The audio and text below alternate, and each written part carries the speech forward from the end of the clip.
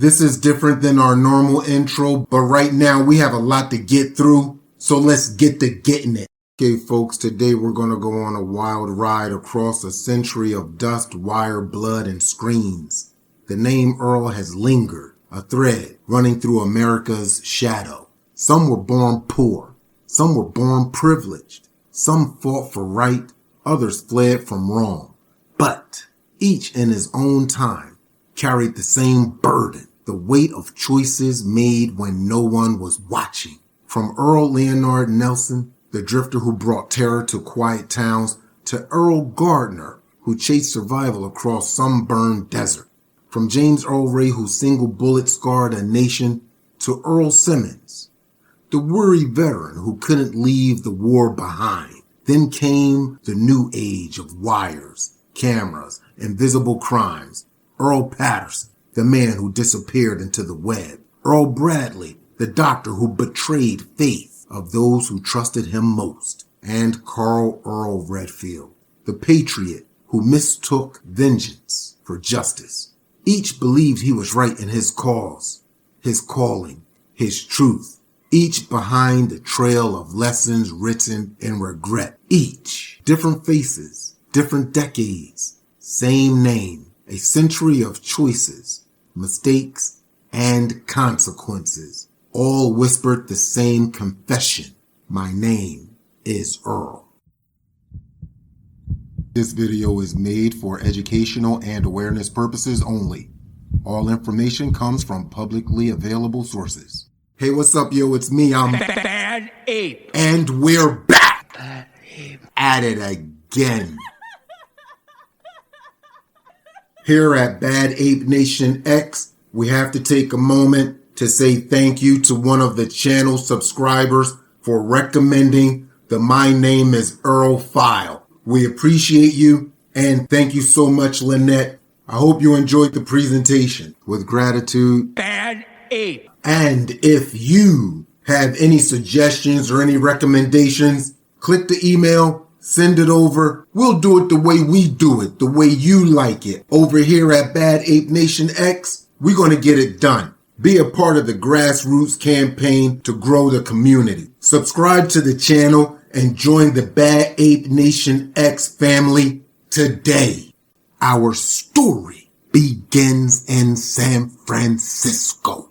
By the late 1920s, America had just begun to wake from one of its darker nightmares. A man named Earl Leonard Nelson, once a quiet, wandering stranger, had left a trail of death across the continent. His crimes were senseless, driven not by money or power, but by fractured mind that could not tell the good from evil. On May 12, 1897, Edward Leonard Nelson was born to James and Frances Nelson. His early life was defined by tragedy. His father, a glass worker, died of syphilis. Whew. Yeah, syphilis was that. Anyway, Al Capone. Word on the street, your big homie Al Capone, the gangster. He had syphilis too. Syphilis was making its rounds back then. His mother also succumbed to tuberculosis. That's another one. TB and syphilis? Whew. That was before Earl was even, so his parents clipped before he was even 2 years old. According to historians and criminologists, this is what helped shape his psychological decline. As an orphan, often alone, he was taken in by his maternal grandmother. Let me pause for the cause. Shout out to all of the mas out there, grandmamas, the big mamas, all of them out there. Somebody like myself, I was raised by my grandparents, so I just wanted to say shout out to the grandmothers out there. All the grandmothers, they don't get enough damn credit. They really don't. You know what I'm talking about. If you had to go over to your mom house, you know what I'm talking about. That's all I'm saying. Lillian Robinson, a deeply religious woman who raised him under the strict Pentecostal beliefs. I'm not even going to touch that one. At the age of 10, though, He suffered a head injury from a bicycle accident, dramatically altering his behavior. Teachers and neighbors began noticing changes. Sudden fits of anger, erratic speech, and religious fixations that grew more intense with time. As time went on, he just got progressively worse. In his early 20s, Nelson drifted from job to job, his mental state deteriorating. He's blending in with everybody else in society because nobody wanted anything to do with him. But at that time in 1926, did you really know what to do with him? But in any event, his travels became the backdrop for one of the first multi-state end-of-life investigations in North America. Nelson posed as a polite room seeker, often visiting boarding houses where middle-aged landladies lived alone. Once inside, that's when he would attack. He would pounce on them, strangling and assaulting his victims, then fleeing the scene. Between 1926 and 1927, across the United States and Canada, he caused at least 22 women to leave this place. His methods were so brutal. His crimes were so savage. The newspapers dubbed him, quote, the gorilla killer, end quote. And we're going to pump the brakes on that right there. Amongst his victims were Clara Newman of San Francisco, Beata Withers of Portland, and Emily Patterson of Winnipeg, whose end of life in June 1927 finally led to his capture. After months of terror across the United States and Canada, Earl Nelson's final end-of-life act took place in Winnipeg, Manitoba, in June 1927. Those of Emily Patterson and Lola Cowan, a 14-year-old girl. Following Emily Patterson's death, police discovered that Nelson had recently rented a room under a false name and had been seen near the crime scene. Several witnesses identified him from a description: a stocky man with dark curly hair and an odd, nervous demeanor. When word spread through the neighborhood, a local man recognized him at a boarding house and alerted authorities. Nelson attempted to flee on foot, leading officers through a tense chase through back alleys and yards before he was finally cornered and captured. When justice finally caught up with him in Canada, the world exhaled, relieved, but changed. He was arrested carrying identification papers and items belonging to his victims, which helped link him to the broader string of end-of-life acts across North America. The case was remarkable because Canadian police collaborated with U.S. investigators using fingerprints and detailed correspondence to connect the end-of-life acts from California, Oregon, and the Midwest to the same suspect. He was tried in Winnipeg for the end-of-life acts on Emily Patterson, convicted on November 5th, 1927. And executed by hanging on Friday, the 13th, January 1928 at Vaughan Street Jail. Get him out of here. His case remains one of the earliest examples of documented serial killer operating across international borders. A chilling precedent in criminal history. His name, Earl, lingered in the public's memory like a warning whispered in a train station. Beware the man who travels alone. You know we're going to do a U-turn and we're going to open up the case file on him, right? But for now, we're going to continue with the My Name Is Earl file. But out there under the Arizona sun, the dust settled on a man called Earl Gardner. A drifter whose bad choices ended beneath a mesquite tree and the weight of a rope. His story was one of misdirection. A man who wanted to belong but kept stepping over the line until the line became a grave. Time is a relentless thing, favored by some, hated by others. But time waits for no one, and time doesn't know the meaning of fear. The 1930s rolled in on the dust of Great Depression, A new era, a new landscape, where survival itself became a form of desperation. Cities emptied into plain. Families moved west with nothing but hope and hunger. The name Earl began to fade. Not from history, but into it. Out there, beneath the same sun burned over Nelson's past, another man carried that name, Earl Gardner. And though his crimes were smaller, his struggles were no less human. Earl Gardner was remembered as a man shaped by hardship, a working-class laborer in his early 30s, with a medium build and sun-worn complexion, typical of men who toiled long days in the Arizona heat. Standing just under 5'10", he carried himself with a slow, cautious manner of someone used to silence and solitude. His dark hair, often hidden beneath the wide-brimmed hat, was kept short but uneven, and his eyes were narrow and tired, reflecting the years of exhaustion more than aggression. He dressed plainly, a faded work shirt, suspenders, and trousers. Faded from travel, dust was a constant companion. His boots and clothes were seldom clean. Locals described him as quiet, polite, and distant, a man who spoke little and trusted few. Yet beneath his reserve was an undercurrent of bitterness, a sense of being left behind by a nation struggling through Great Depression. He wasn't known as a violent man before 1935, but those who encountered him sensed a tension just below the surface, a quiet temper that could flare under stress. His face,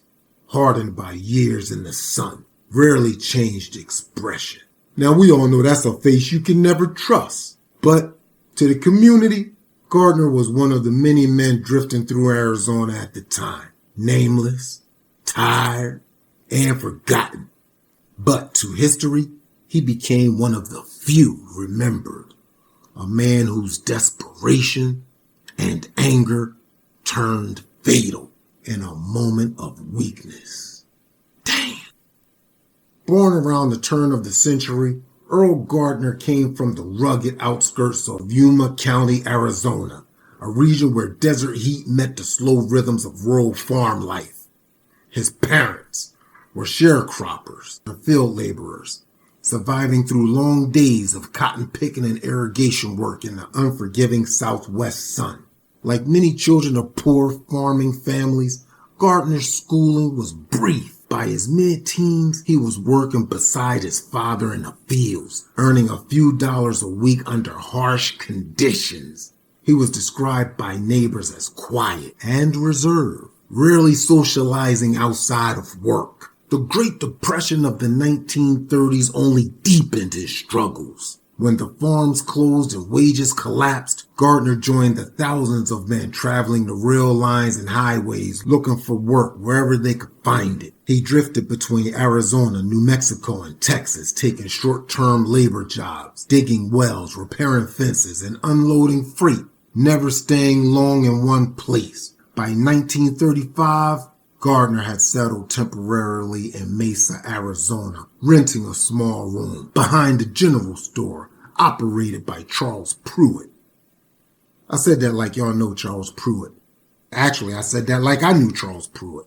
Well, anyway, that's Charles Pruitt. Charles Pruitt was a local shopkeeper, known for his leniency towards struggling workers. Pruitt occasionally extended credit to his customers, and Gardner was one of them. Over time, small debts grew into resentment, and witnesses later testified that the two men argued several times in the weeks leading up to the act of all. On the evening of June 21st, 1935, Pruitt was seen closing his door shortly after dusk. A few hours later, townspeople heard shouting behind the building. When police arrived the next morning, they found Charles Pruitt dead, his skull fractured by repeated blows from a heavy object, later identified as an iron wrench. The cash drawer had been emptied and several goods were missing. Gardner, yeah, he was gone. His rented room was found, abandoned. The bed, unmade. A few items of clothing missing, and traces of blood on the handle of the satchel that he carried. The town marshal organized a search, dispatching telegrams across the counties. Over the next several days, Witnesses reported sightings of a man traveling alone on foot through the desert, wearing a dark hat, carrying a canvas bag. Ranchers near Casa Grande recalled a stranger who stopped to ask for water, his clothes dusty and torn, his hands trembling. On June 26, deputies from Pinal County located Gardner resting beneath a mesquite tree near the Southern Pacific rail line. When approached, he attempted to flee. He drew a small revolver, firing a single shot. He missed. Officers returned fire, grazing his arm before tackling and subduing him. In custody, Gardner gave inconsistent statements. First, he claimed he found the money on the roadside, then insisting the act was in self-defense after the argument turned violent. However, the evidence told a different story. The revolver recovered from his bag was traced to the store's inventory, and the blood on his shirt matched the victim's type. Several townspeople testified seeing him arguing with Pruitt earlier that night. Gardner's trial began in September of 1935 in Pinal County Courthouse. The proceedings lasted less than a week. The jury deliberated for only 2 hours before returning the verdict of guilty of first degree.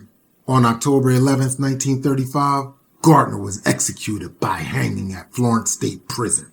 His death was briefly noted in the Arizona papers before fading from public memory. Another forgotten casualty of an era defined by poverty, desperation, and moral decline. Today, his story remains a window into the struggle of desperation era America, a time when boundaries between survival and crime grew dangerously thin, when even the smallest disputes could spiral into tragedy. And you know, Gardner wasn't a killer. He wasn't a killer lurking in the shadows. He was a drifter. He was a thief. I'm not saying he shouldn't have been punished. What I am saying is, sometimes a man trying to outrun the hunger in his belly can drive you. That's what I'm saying. Where Nelson's madness came from within, Gardner's sin came from circumstance, from drought, debt, and the slow erosion of conscience that poverty brings. But both men shared the same quiet truths. They were each, in their own way, lost, men wandering the edges of a country still trying to define itself. But he still did the crime, and he still had to pay. Get him out of here. The years have a way of washing away faces, but not names. But time moved on. The dust of one Earl's mistake drifted eastward, carried by decades of change, through war, through struggle, through the birth of new freedoms. And yet, somewhere along the way, another Earl was born into that same shadow. That brings us to this fella here, James Earl Ray. James Earl Ray was born on March 10th, 1928 in Alton, Illinois, into a Poe family that struggled through the Great Depression. His early years were marked by instability, frequent moves, brushes with the law, and a lack of formal education. By his teenage years, Ray had already been arrested for petty theft and burglary. The pattern of minor crimes continued into his adulthood, eventually leading to several arrests and prison sentences. He was known more as a drifter and a small-time criminal than a political-motivated man. In 1959, Ray was sentenced to 20 years. 20 in the Missouri State Penitentiary for armed robbery, but he escaped. In April 1967, he was out here in these streets. About a year before the assassination of Dr. Martin Luther King, Ray traveled across the U.S. and into Canada, using aliases, supporting himself through various illegal means, and purchasing firearms under false names. Again, the checks and balances were different back then. We didn't have, well, whatever. By early 1968, Ray had made his way to the South, using his name, Eric S. Galt. Eric S as in Sam Galt, G-A-L-T. In this identity, he rented rooms, bought a rifle, and began tracking King's movements.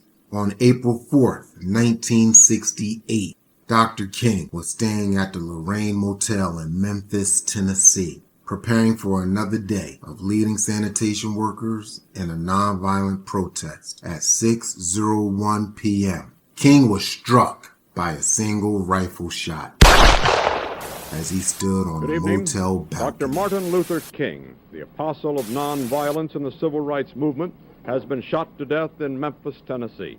Police have issued an all-points bulletin for a well-dressed young white man seen running from the scene. Officers also reportedly chased and fired on a radio-equipped car containing 2 white men.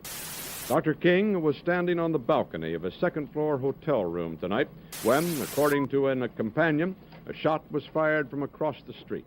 In the friend's words, the bullet exploded in his face. The shot was fired from a rooming house across the street where Ray had been staying. A rifle, binoculars, and personal belongings left behind led the investigators directly to him. The FBI quickly identified James Earl Ray as the suspect after tracing fingerprints and ownership of the rifle. A massive international manhunt followed. Ray fled first to Canada, then across the Atlantic under a false passport using the alias. He was finally captured at London's Heathrow Airport on June 8, 1968, attempting to board a flight to Rhodesia, Zimbabwe. Back then, a white minority-ruled country that had no extradition treaty with the U.S. Ray's arrest was the result of international coordination and his own mistakes in forging documents and staying under the radar, facing overwhelming evidence. And to avoid the death penalty, James Earl Ray pled guilty on March 10, 1969.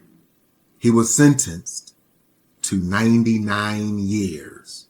Almost immediately after his sentencing, he recanted his confession, claiming he was part of a larger conspiracy and that he was set up by a mysterious figure, quote, Raoul, end quote. This claim fueled decades of speculation and numerous investigations. Over time, James Earl Ray did express regret, not only over the crime itself, but over the path his life had taken. Yet, he remained inconsistent in acknowledging personal guilt.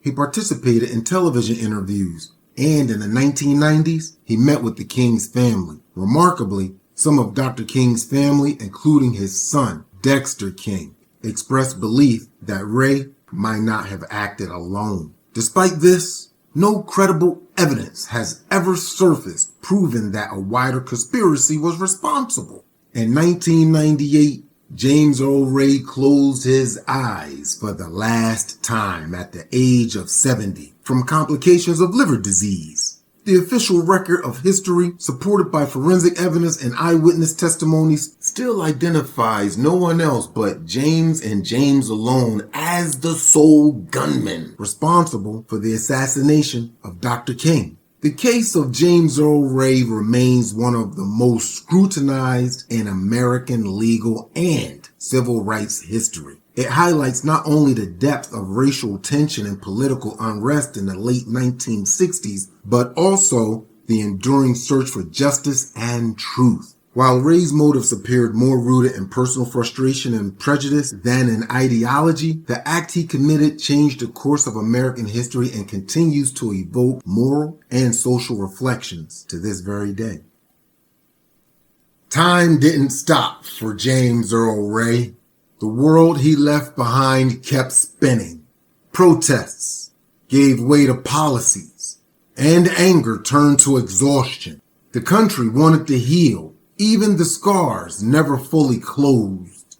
While the name Ray faded from the front pages, the name Earl drifted on, carried, as it always had been, by men who never quite found their place in the world. The 1970s came in slow and uneasy.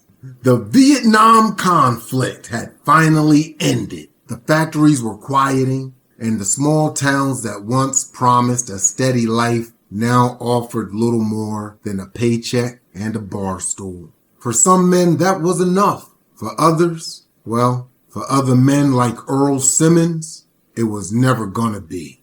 Earl Simmons, he was born with calloused hands and a stubborn heart, a mechanic by trade and a dreamer by mistake.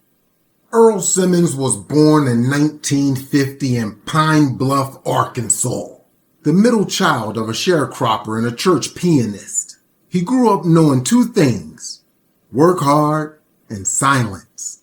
When the draft letter came, he didn't fight it. At 19, he was shipped halfway across the globe to Vietnam, assigned as a mechanic in a motor pool near Da Nang. War? Well, war changed him. Like most of our brothers and sisters who come back from combat, he was changed. But him, not through his heroics, but through endurance. He came home in 1972 with a discharge, a few medals, a limp, and a chest full of unspoken memories, and a lot of ghosts. The kind that follow you in the silence between the engines and the bottom of a bottle.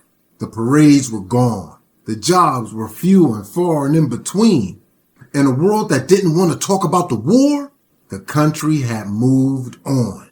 And the people that he grew up with didn't want to talk to him anymore. He was an outcast, fighting in the war that he didn't belong. But he came home to another war.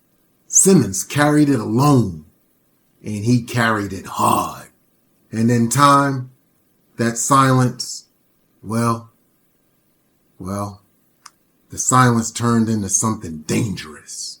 Not out of hate, but out of hopelessness and helplessness. He drifted south, finally settling in Shreveport, Louisiana, working part-time at a small auto garage called Pete's Fix and Go. Earl, he was a good mechanic, quiet, methodical, never late, but he carried a restlessness that grew heavier with each passing year. You can't blame him, though. You can't blame him. He didn't rob banks or plot revenge.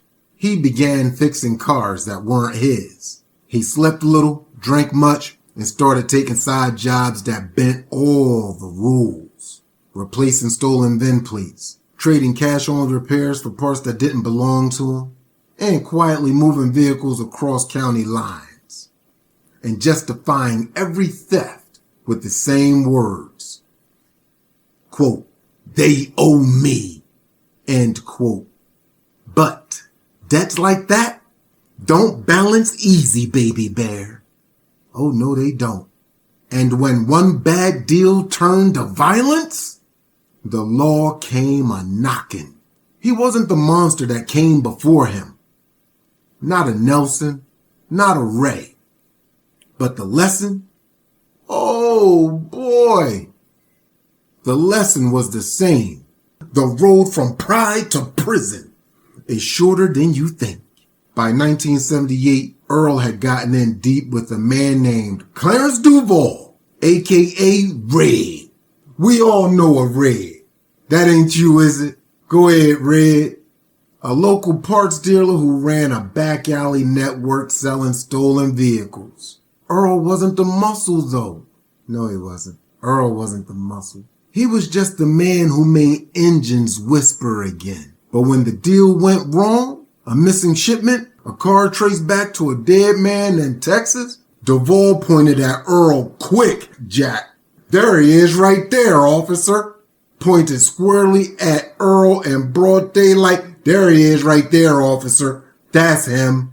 On June 14th, 1978, Duval was found with his eyes permanently closed behind his warehouse on the outskirts of Shreveport. The .38 slug found its way into his chest, the kind fired by an old revolver, the same type Simmons carried since his service days. At first, nobody suspected old Earl, baby. He was just a quiet vet with grease-stained hands and too much whiskey in his breath. But when officers searched his rented trailer, you know what they found, right? You know what they found. Come on now. Come on. Say it with me.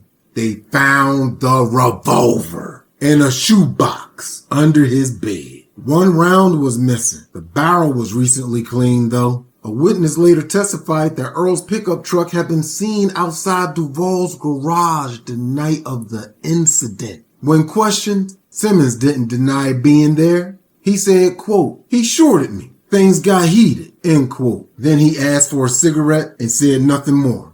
The police, they kicked him loose. When deputies arrived 2 days later, he was sitting on his porch waiting. His only request was to finish his beer before they cuffed him. The arrest was calm, almost polite. Neighbors watched from the porches as Earl placed his hands behind his back, nodded once to the sheriff and said, quote, "I guess that's that, huh?" End quote. Oh, this boy is something else. Oh, this boy, he done seen, this boy done seen enough.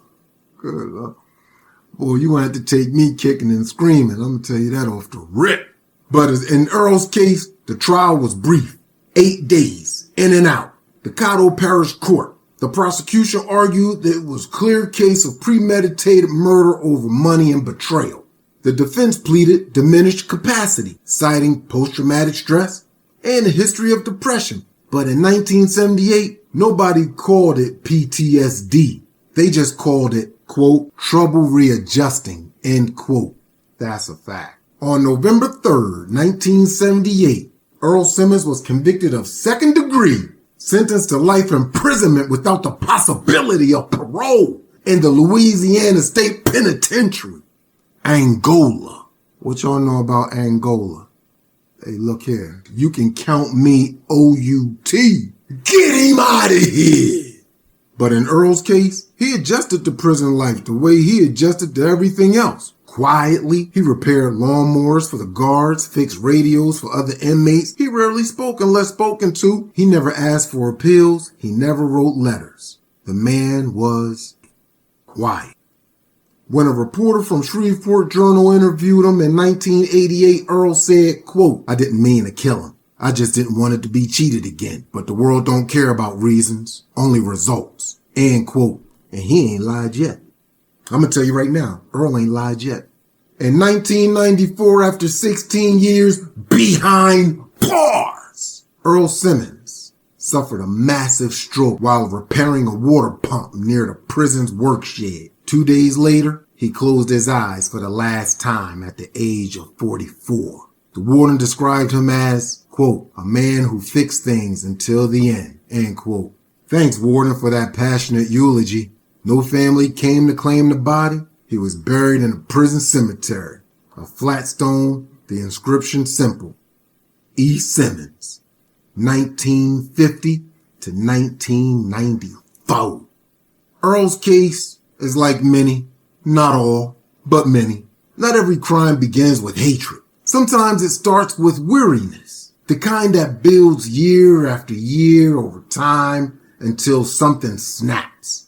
Earl Simmons wasn't famous, and maybe that's why his story matters. He was one of the millions that carried the war back home and fought that war every day on the inside. Suffice to say, he never found peace. When the engine stopped turning, he wasn't a killer, a soldier, or a sinner. Just another Earl. Another chapter in the long story of men trying to outrun ghosts of their own making.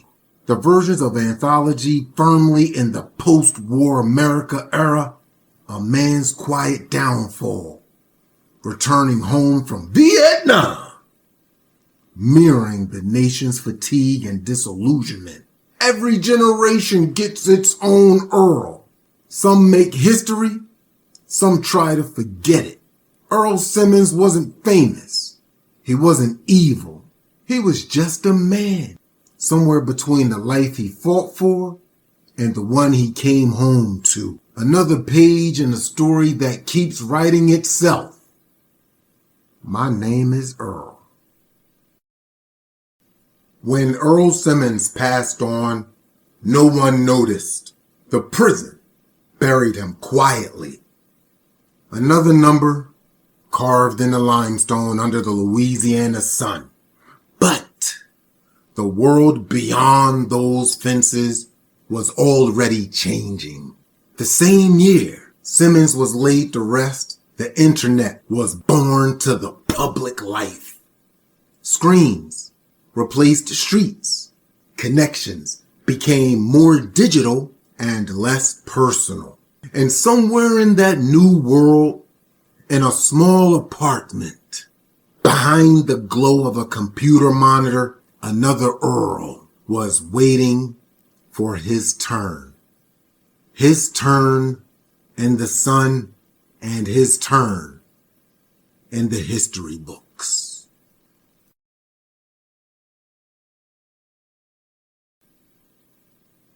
Earl Patterson was born 1981, August 17th, right there in Columbus, Ohio. His father, Roger Patterson, worked long hours at a manufacturing plant that would close by the late 90s. His mother, Lydia Patterson, was a secretary. She later became one of those earliest dial-up internet enthusiasts in the neighborhood. From an early age, Earl was drawn to patterns, puzzles, circuitry, anything that required logic and patience. He disassembled the family's first computer at age 10 and reassembled it the same week. His teachers described him as brilliant but detached, a boy more interested in how things worked than how people did. Putting it quite simply, he was an engineer. By 16, he was spending nights on early online message boards and bulletin systems, precursors to social media, using the screen name Echostatic. He wasn't malicious then, just curious, exploring the networks, learning how to bypass passwords, testing boundaries that no one else knew existed. Again, he wasn't malicious then, he wasn't dangerous then, but at that time, nobody knew what danger was. You know what I'm saying? After graduating high school in 1999, Patterson enrolled briefly in community college computer science program, but he dropped out after one semester. He told his classmates, quote, "They're teaching what I already know, but slower," end quote. Get a load of this guy. He moved into a small one-bedroom apartment and started freelancing online. Small website projects, repair work, data entry jobs. The early 2000s were the wild west of the internet, and Earl thrived in that chaos. It was the OK Corral. Everybody was getting lit up on dial-up. When online payments were delayed or clients refused to pay, he began writing scripts that, quote, tested security, end quote, convincing himself it was about fairness. His first illegal entry was a local business server, a job that owed him $300. He deleted a few files and left a digital calling card, quote, "Pay your debts," end quote.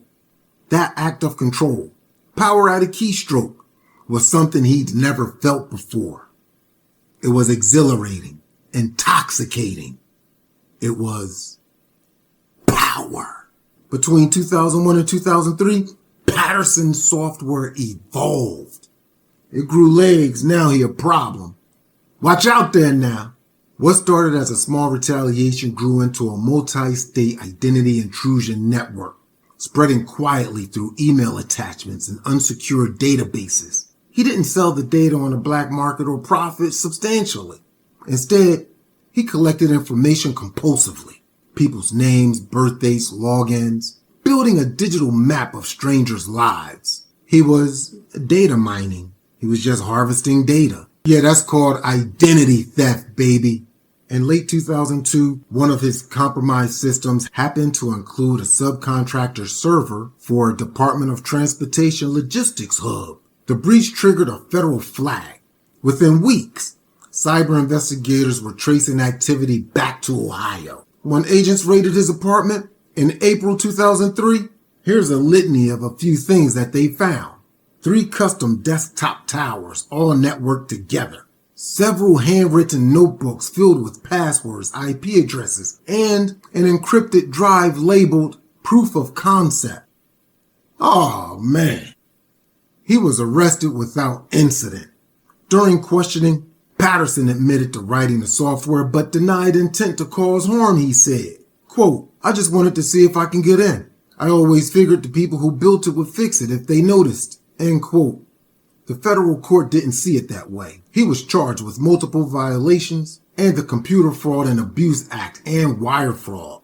A psychological evaluation described him as, quote, socially detached, highly intelligent, and emotionally stunted with a limited empathy for consequence, end quote. Basically, dangerous. In December of 2003, he pled guilty as part of a plea agreement, receiving 5 years in federal prison and 3 years of supervised release.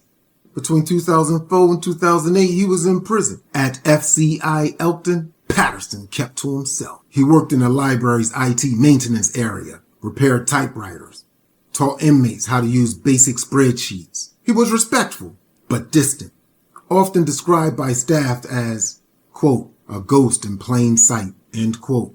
In his final year, he completed a correspondence course in cybersecurity ethics, an irony not lost on him, and he wrote a paper titled, quote, Control is a Myth, end quote. He was released in May of 2008, having served 4 years with good behavior. After he was released, freedom came with isolation. Technology had exploded. Smartphones, social media, and surveillance. He found contract work fixing computers under the alias Eli Parson, moving between small towns and online forums, where he was known for helping others secure their systems. But there was a sense that he no longer believed in belonging. Neighbors said he was polite, but rarely spoke. One neighbor recalled him saying, quote, people used to hide behind masks. Now they hide behind profiles, end quote. In September of 2015, Earl Patterson stopped showing up for work. He just stopped showing up, just like that. Police found his apartment intact. Rent was prepaid, utilities active, computer wiped clean. Yeah, you can have that. His online profile had been deleted except for one final message posted on a small programming board. Quote, some systems can't be fixed. Some you just unplug, end quote. No remains or further digital traces were ever found. He was officially declared missing in 2002. You may not think Earl Patterson belonged on this list, but actually he does. Those of you in audience who are working in the technological sphere, you understand what this guy is. This guy is dangerous, and this dude was well beyond his years. Me personally, I believe that he's out here. Earl Patterson wasn't a villain. He was a mirror, reflecting the isolation of the world that built connections through machines and forgot how to connect through people. He sought mastery over systems because life itself felt uncontrollable. And in the end, when it's all said and done, the code stopped running. He did what he always did best. He disappeared, quietly, into the network. My name is Earl. By the time the world stopped looking for Earl Patterson, the internet had already moved on. His name became another ghost in the machine, lost amongst usernames, passwords, and forgotten accounts. People didn't vanish into deserts anymore. They vanished into data. And as technology grew smarter, people grew lonelier, searching for meaning in clicks, likes, and noise. Then came the new millennium, fast, bright, and unforgiving. The country had traded blue-collar sweat for broadband connections and privacy for convenience. In this world, men didn't disappear. They broadcast themselves. And that's where our next Earl comes in. The story of Earl never ends. It just uploads itself into another man. By the year 2016, the camera is always on. And someone somewhere cluttered in a garage outside Nashville, Earl Bradley is about to press go live. One click away from everything he wanted and everything he'll soon regret. Earl Bradley, born in 1986, raised on camera and defined by attention.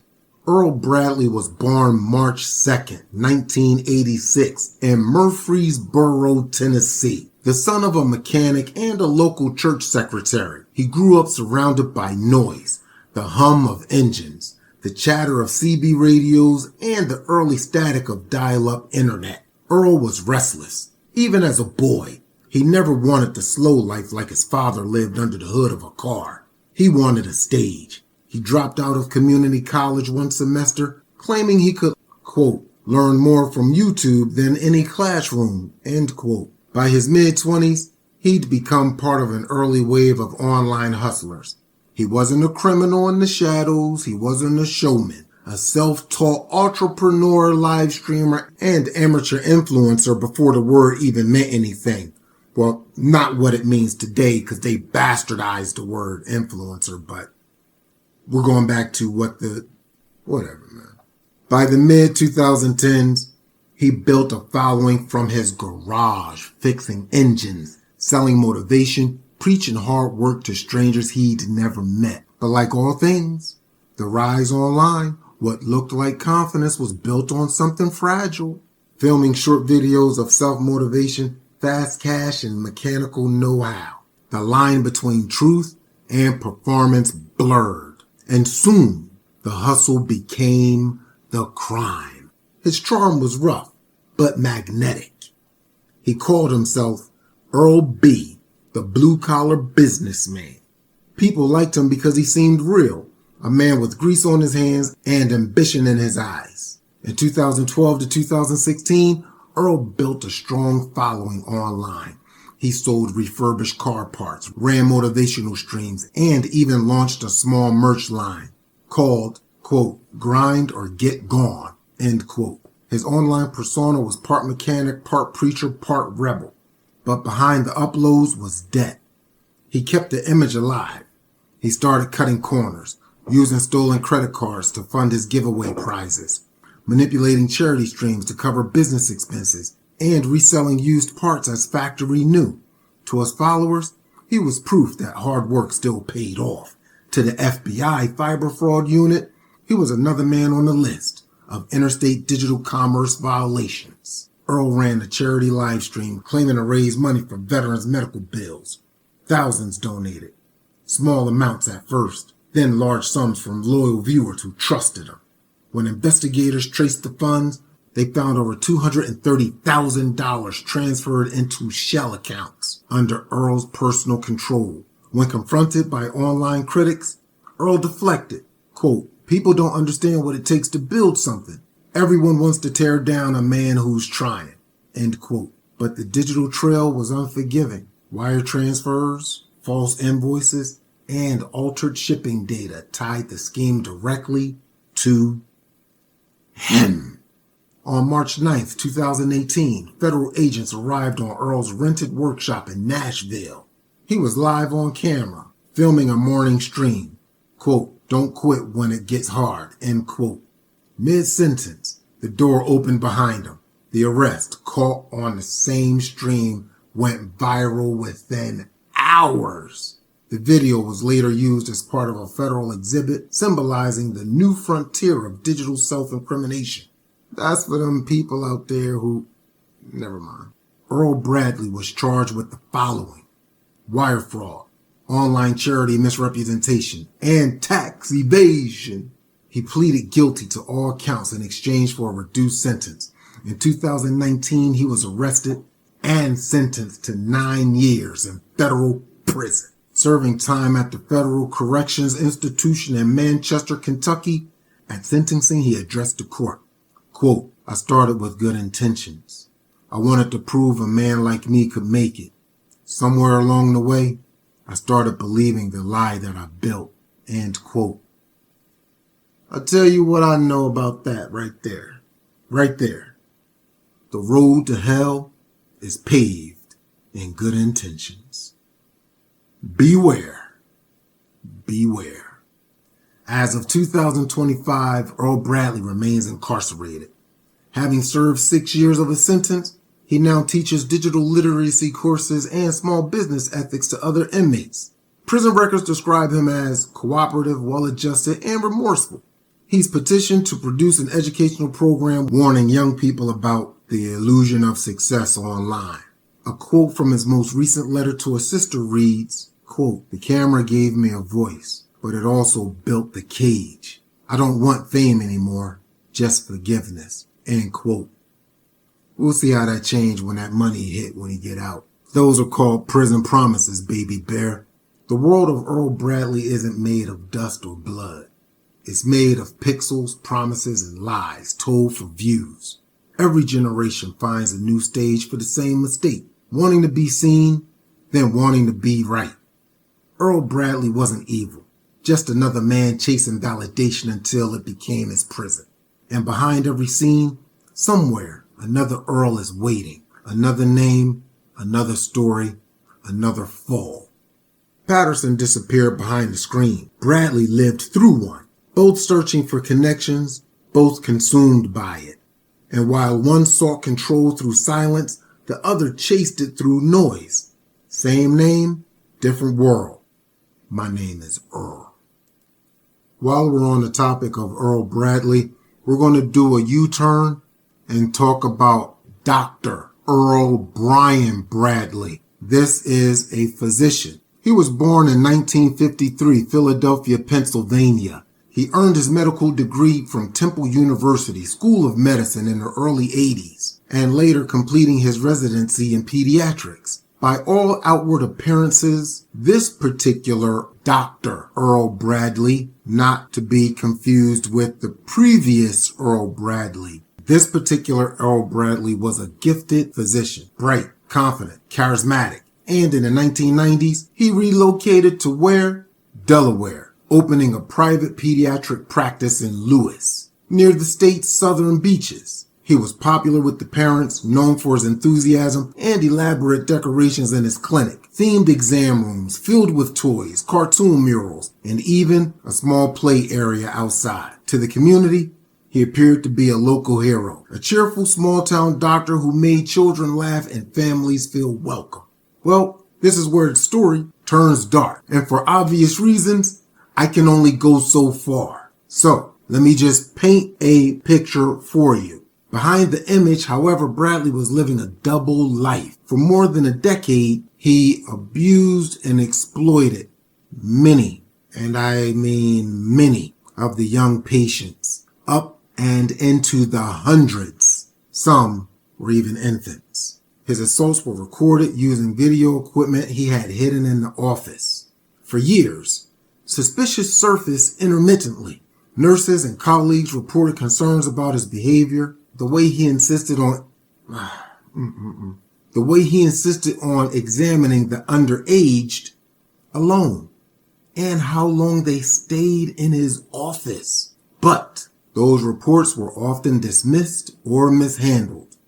That's a larger investigation.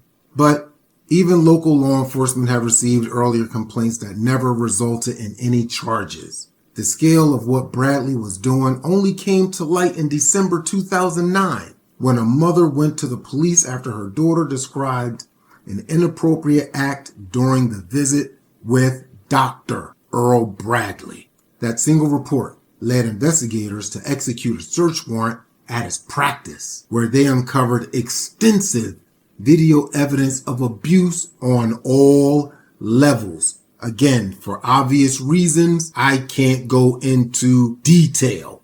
Whatever you're thinking, that's what this guy was doing, where they uncovered extensive video evidence of abuse on every level, every scale, and every age, recorded by Dr. Earl Bradley himself. It quickly became one of the largest known cases of abuse by a medical professional in the United States history. Of course, Bradley was arrested on December 16, 2009 by Delaware State Police. The investigation that followed revealed thousands of video recordings and photographs, some dating back to more than a decade. As investigators pieced together the evidence, it became clear that Dr. Earl Bradley's crimes spanned years and affected hundreds of victims. The revelations sent shockwaves throughout Delaware and the broader medical community, raising urgent questions about oversight, reporting failures, and institutional accountability, particularly why earlier warnings hadn't led to intervention or at least investigation sooner. The trial, Dr. Earl Bradley was charged with multiple counts of first-degree assault on every level. For obvious reasons, I can't go into detail. Again, whatever you're thinking, that's exactly what he did. In 2011, he was convicted on 24 counts representing the most provable and documented offenses from the investigation. He was sentenced to 14 life terms plus 165 years in prison without the possibility of parole. During sentencing, the presiding judge called Dr. Earl Bradley's actions, quote, unspeakable violations of trust and humanity, end quote. The state later established a $123 million civil settlement for the victims, funded by Bradley's assets and medical institutions linked to his practice. Dr. Earl Bradley is currently incarcerated at the James T. Vaughn Correctional Center in Smyrna, Delaware, a maximum security state facility. He is serving life without the possibility of parole, effectively ensuring he will spend the rest of his days in custody. He will close his eyes behind bars. He has never been released nor shown any credibility of rehabilitation or remorse. His medical license was permanently revoked. His case remains a reference point in the medical ethics and child protection law across the United States. This guy is beyond reprehensible. There are some folks in the community who would like to know exactly the details, and for that I will have to refer you to online resources because I can't get into it. I can't even, this guy was so heinous, I can't even talk around it. So that's it. The case of Dr. Earl Brian Bradley forced the state of Delaware and the nation to confront the devastating truth that even the most trusted professions can harbor betrayal when oversight fails. It led to widespread reforms and mandatory reporting laws, licensing boards, accountability, and institutional background checks for physicians nationwide. Now let's pause for the cause, because when we start talking about the background checks, this guy wasn't throwing any flags. He knew what to do. He knew how to play the system. So it's not like he got a blemish on his record that would have given you a sign. I mean, that's one of those feel-good safety check measures. So that right there is like, all right, this guy was absolutely ruthless. He is the epitome of Jekyll and Hyde. You know, he's playing in the parent's face, and the crimes are literally beyond reprehensible. So, Bradley's name became synonymous not with medicine, but with the consequence of silence and the cost of misplaced trust. Not every Earl in this story was born of hardship or poverty. Some were born into privilege and trust and still chose ruin. Dr. Earl Brian Bradley reminds us that evil doesn't always come from outside. Sometimes it hides behind credentials, smiles, and white coats. His name will never be forgotten, not for fame, but for warning. My name is Earl. The case of Dr. Earl Bradley left Delaware scarred. A town that once trusted its family doctor learned that evil doesn't always arrive with a warning. Behind the bright murals and friendly smiles was a man who used trust as a weapon. And when the truth finally surfaced, it shattered more than lives. It shattered belief. It shattered trust. The community rebuilt, but the wound never fully closed. Laws changed. Oversight tightened. Yet faith, well, faith in institutions, in heroes, and in good intentions was never quite the same. The name Earl had traveled far by then, from killers to drifters, from soldiers to schemers, from the poor to the privileged. But Bradley's fall wasn't about greed or desperation. It was about betrayal, the kind that poisons everything it touches. And betrayal has a way of echoing. In the years that followed, a new kind of anger began to grow in the country. Not blind hatred, but righteous fury, born from disappointment. People started questioning the very system they'd once believed in. That's where Carl Earl Redfield comes in. a man who believed too deeply in the idea that he could fix what others had broken. Where Bradley hid his sins behind trust, Redfield revealed his through conviction. One destroyed faith by deceiving it. The other destroyed himself trying to defend it. In the mid-2020s now, a nation still arguing with itself, still trying to define what's right. And somewhere in South Dakota, a man in uniform is watching the news, shaking his head at the state of the world, whispering under his breath, "If no one else will do something, I will. My name is Earl." Carl Earl Redfield was born November 6, 1987 in Rapid City, South Dakota. He grew up in a modest working-class family. His father, a retired Air Force mechanic. His mother, a church bookkeeper. Carl was quiet, disciplined, drawn early to structure. He enlisted in the Army National Guard at age 19 in 2009, completing one deployment in Kandahar, Afghanistan. Friends described him as, quote, "steady but intense," end quote. The kind of man who followed rules to the letter and believed right and wrong were clear lines, never shades of gray. When he returned home in 2011, the country felt different. Politics were louder, communities divided, and service felt less honored than it once had. He found part-time work at a security firm and volunteered at veterans outreach centers. But those places often frustrated him. Too much paperwork, not enough action. In 2018, he began recording his thoughts on social media under the name C.E. Redfield Reports. What started as commentary about veterans' rights gradually drifted into conspiracy and outrage. And rage have a way of surfacing.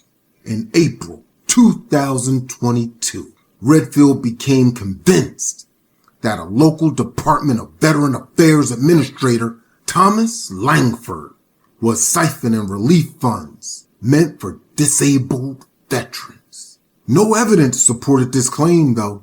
You don't need evidence when your name is Earl. It stemmed from an anonymous online post that misinterpreted public budget data.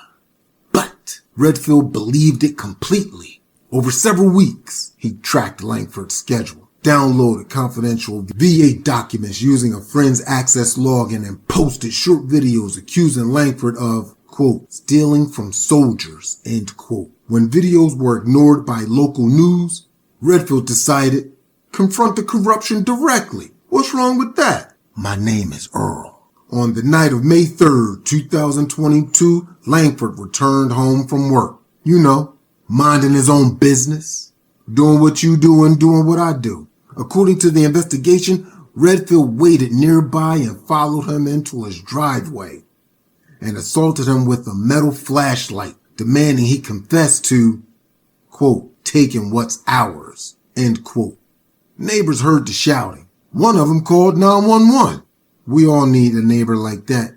Langford survived, but suffered a fractured skull and lasting nerve damage to the face. Thomas, or Tom Langford, 52, had worked with the VA for nearly 2 decades. He was known as a methodical, soft-spoken man devoted to improving veteran medical claims processing. His colleagues and family said he'd been bewildered by Redfield's online accusations. He had never met him before the attack. Never. Langford later testified, quote, "He looked like he believed what he was doing was right. He called me the enemy and told me, repent. I saw fear in him, no hate," end quote. The assault left Langford with partial facial paralysis and severe PTSD of his own. But you know what Earl did, right? Redfield fled the scene, but was caught within 48 hours. Police traced his vehicle using neighborhood security cameras, and federal agents obtained warrants for his arrest, warrants for his home and all of his electronic devices. In his residence, investigators found a litany, a folder labeled proof of theft, containing doctored spreadsheets, several posts drafted for upload titled Operation Redemption, and a handwritten note reading, quote, "If justice is blind, I'll open her eyes," end quote.